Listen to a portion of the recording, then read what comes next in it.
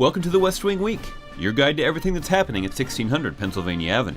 This week, the president visited a toy factory, hosted Kennedy Center honorees, held the 2012 White House Tribal Nations Conference, welcomed the Prime Minister of Bulgaria, answered questions live on Twitter, visited a family who urged leaders in Washington, D.C. to join the president and prevent a middle-class tax hike, and lit the national Christmas tree. That's November 30th to December 6th, or I have to pinch myself. It's odd because I make my living making movies, and this is surreal enough I have to pinch myself to make sure I'm not just making another movie. On Friday, the president visited Hatfield, Pennsylvania, to tour the Rodon Group manufacturing facility, a third-generation family business that depends on middle-class consumers during the holiday season. They produce toys like Tinker Toy, K'NEX, and Angry Bird building sets. There, the president stressed the need for Congress to act now and extend the middle-class tax cuts to help businesses like Rodon, who depend on families having some shopping money this holiday season.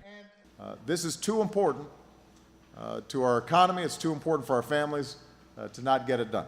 And it's not acceptable to me, and I don't think it's acceptable to you, for just a handful of Republicans in Congress to hold middle-class tax cuts hostage simply because they don't want tax rates on upper-income folks to go up. Back at the White House, Senior Advisor Valerie Jarrett and Senior Director of the National Security Council Gail Smith held White House office hours on Twitter, answering questions on the administration's efforts in the global fight against HIV and AIDS.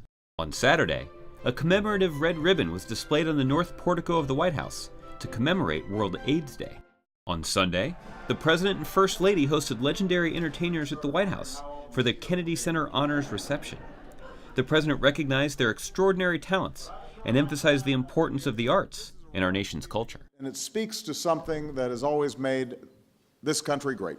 The idea that here in America, more than any other place on earth, we are free to follow our own passions, explore our own gifts, wherever they may lead us, and people from all around the world come here to make sure that they too can provide us the incredible gifts that they have. After the president spoke, West Wing Week caught up with Led Zeppelin lead guitarist and honoree Jimmy Page. It's interesting the way that it's comes full circle, because it's through the American players and music that I learned myself. So back in England, you see. So I would never, in my wildest dreams, would I ever expected to have been here and to meet President Obama and Mrs. Obama was just a thrill beyond belief. On Monday, the president took questions via Twitter about the need to extend the middle-class tax cuts. You can continue to speak out about what a $2,000 tax hike would mean to you and your family by using hashtag #My2K. There we go. My tweet has been posted. Later, in the Oval Office, the president met with the Prime Minister of Bulgaria. Then, the president went to the National Defense University in Washington, D.C. to speak to the Nunn-Lugar Cooperative Threat Reduction Symposium. Missile by missile, warhead by warhead, shell by shell, we're putting a bygone era behind us. Inspired by Sam Nunn and Dick Lugar, we're moving closer to the future that we seek. A future where these weapons never threaten our children again. A future where we know the security and peace of a world without nuclear weapons. On Tuesday, the president sat down with Bloomberg Television in the Map Room to discuss extending tax cuts for the middle class, before dropping by a meeting of the National Black Caucus of State Legislators in the Roosevelt Room.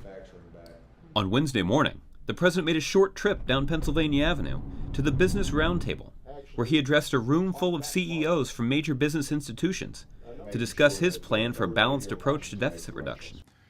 I am passionately rooting for your success, because if the companies in this room are doing well, then small businesses and medium-sized businesses up and down the chain are doing well.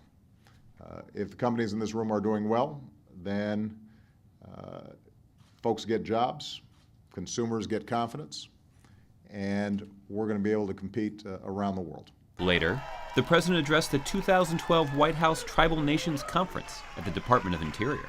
Throughout Indian country, you've got a generation ready to build on what generations before them have built. They're out there stirring with hope and restless for change and ready to take ownership of their future. So let's make sure our work here is worthy of their efforts.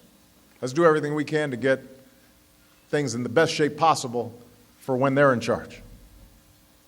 And over the next 4 years, we're going to keep working together to make sure that the promise of America is fully realized for every Native American. On Thursday, the president visited the Santana family in Falls Church, Virginia.